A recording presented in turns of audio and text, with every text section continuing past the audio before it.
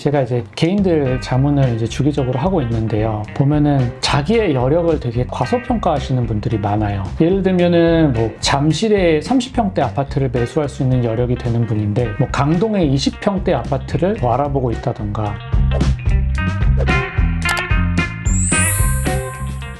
안녕하세요, 대표님. 예, 안녕하십니까.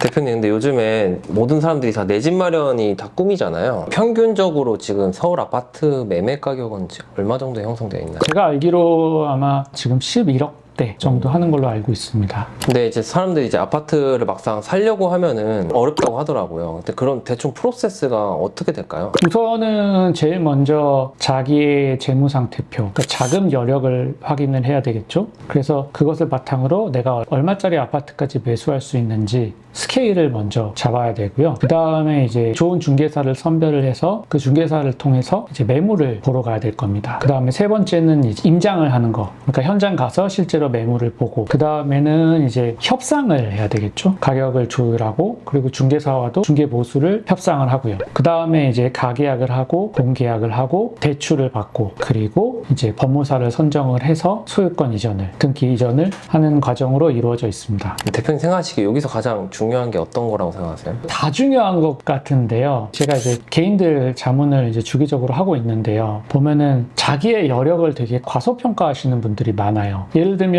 뭐 잠실에 30평대 아파트를 매수할 수 있는 여력이 되는 분인데 뭐 강동에 20평대 아파트를 뭐 알아보고 있다던가, 그러니까 현금 흐름도 좋고 자산도 많아서 충분히 뭐 잠실에 30평대를 살 수 있는데 저한테 찾아오시는 분들 중에 한 7, 80%가 과소평가를 합니다. 왜 그런 생각을 하게 되는 거예요? 그게요, 복식무기로 자기의 재무상태표를 그려보지 않았기 때문에가 첫 번째고요. 그리고 당연히 그걸 안 그려봤기 때문에 특정 사이즈의 부동산을 취득했을 때 그 이후에 자기의 재무상태표가 어떤지 그려보지 않았기 때문에 본인을 과소평가하는 그런 현상이 벌어지는 것 같습니다. 재무상태표라고 하셨는데 이거를 이제 그게 쉽게 자기 거를 만들 수가 있을까요? 네, 사실 뭐 그렇게 어렵지는 않습니다. 진짜 이 엑셀로 글쎄요, 뭐 한 5분, 10분이면 뚝딱 금방 만들어낼 수 있습니다. 그럼 제가 직접 보여드릴까요? 네네.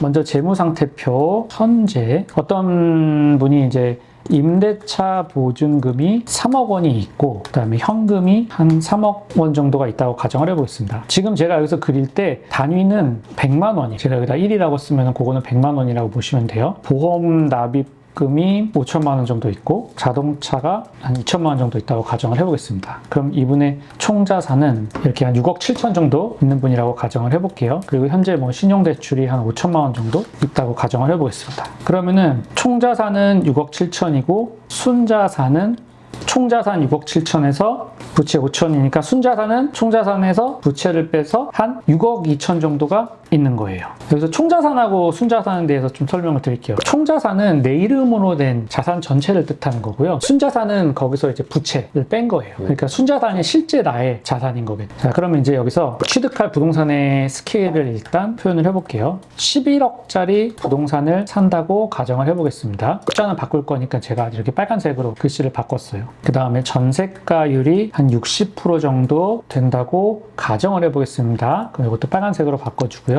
그러면은 전세가는 11억 곱하기 60% 해서 6억 6천이 되겠죠. 취득세 등 이제 취득세랑 중개보수가 들어갈 거예요. 여기서는 한 11억에 그냥 대략 4% 정도, 국민평형 이하이면은 이제 취득세는 3.3%고 뭐 중개보수 뭐 한 0.6%, 법무사 비용, 근저당 비용 그런 거에서 한 4% 정도 쓴다고 가정을 할게요. 거래 비용이 엄청 크죠. 자, 그러면은 근데 실제로 돈이 들어가는 거는 매매가 11억에서 취득세 4,400을 더하고 갭 투자인 경우를 가정을 했으니까 전세보증금 6억 6천을 빼면 자 이제 한 4억 8,400 정도 드는 거예요. 그리고 이따가 이거는 제가 이 11억하고 전세가율을 이제 바꿔볼 거예요. 다른 매물로도 적용해보는 거예요. 그쵸. 자, 그럼 이제 재무상태표 미래 볼게요. 먼저 이게 어떻게 바뀔 거냐면요. 임대차 보증금하고 현금 이 부분하고 여기 색깔로 표시할게요. 여기에 이제 전세 보증금이 또 들어갈 거니까 제일 먼저 여기에 이제 아파트가 들어갈 거예요. 자, 아파트를 11억짜리를 샀고 취득세는 다 넣어줄게요. 그래서 재무상태표에다가 11억 4,400을 넣어줬고요. 그 다음에 이제 현금이 자, 이 임대차 보증금을 뺀 거예요. 그 다음에 현금을 쓰고 그러니까 6억이 있었는데 여기서 4억 8,400을 쓴 거잖아요. 그러면은 현금이 이제 1억 1,600이 남은 거예요. 그리고 보험 납입금, 그러니까 약관 대출이나 뭐 자동차를 팔거나 그럴 필요는 현재로서는 없을 것 같아요. 아이고. 그러면은 총 자산이 원래는 6억 7천이었는데 레버리지를 많이 썼으니까 이게 13억 3천으로 늘었어요.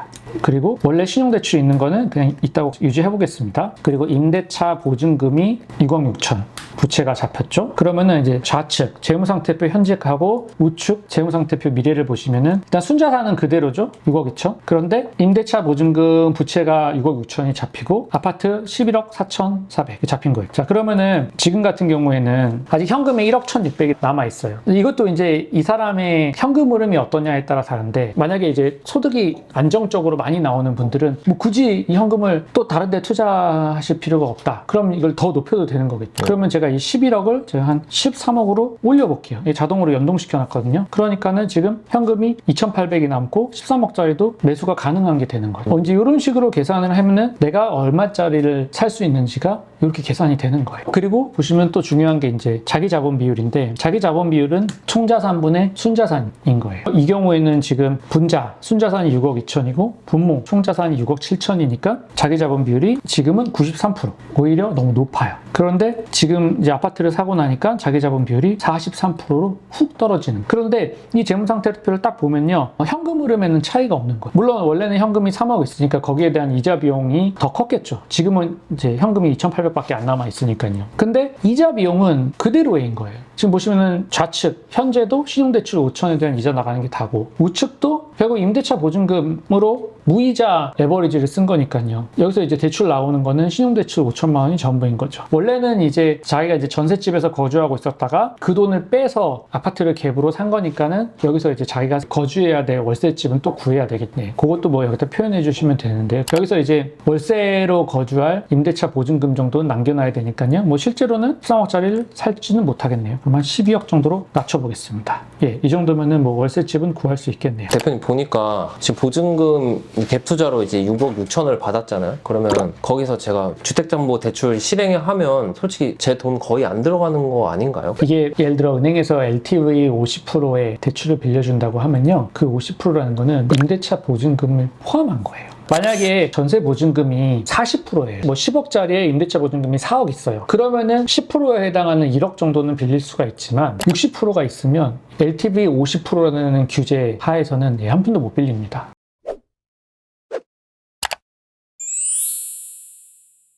지금까지 현재의 재무상태표 그리고 이제 미래의 재무상태표를 엑셀로 계산을 했고 이것을 바탕으로 이제 내가 얼마짜리까지 매수를 할 수 있는지 나의 총알을 계산을 해봤습니다. 이게 정말 중요한 단계예요. 그러니까 부동산을 취득함에 있어서 첫 번째 단계라고 보시면 돼요. 저는 앞으로도 이제 아파트 가격이 오를 거라고 생각을 하는 상승론자인데요. 그럼에도 불구하고 어떤 충격, 일시적인 외부 충격으로 가격은 떨어질 수가 있잖아요. 그럼 그걸 버텨야 되는데 똑같이 뭐 20억짜리 아파트라도 순자산이 50억이 있는 사람은 사도 돼요. 근데 순자산이 뭐 3억, 5억 있는 사람들은 위험할 수가 있어요. 그러니까는 이거를 그려보고 뭐 순자산이 뭐 50억 있는 분한테는 사시면 됩니다. 이제 이렇게 말씀을 드리지만 순자산이 적은 분들한테는 이건 조금 위험한 것 같습니다. 물론 더 복잡하게 현금 흐름도 그려봐야 돼요. 아무리 순자산이 적지만 막 한 달에 막 몇 천씩 저축하시는 분들 이런 분들은 뭐 20억짜리 30억짜리 충분히 사실 수 있는 거죠. 그래서 그렇게 숫자로 계산을 해보고 숫자가 답을 말해줘요. 그래서 지금 저희 시청자분들도 지금 제가 보여드린 것처럼 이렇게 엑셀로 계산을 해보시고 매수 여력을 이렇게 스스로 판단해 보셨으면 좋겠습니다. 그리고 다음번에는 다음 스텝인 이제 중개사를 만나고 이야기를 나누고 협상하고 하는 그런 과정에 대해서 설명드리도록 하겠습니다. 감사합니다.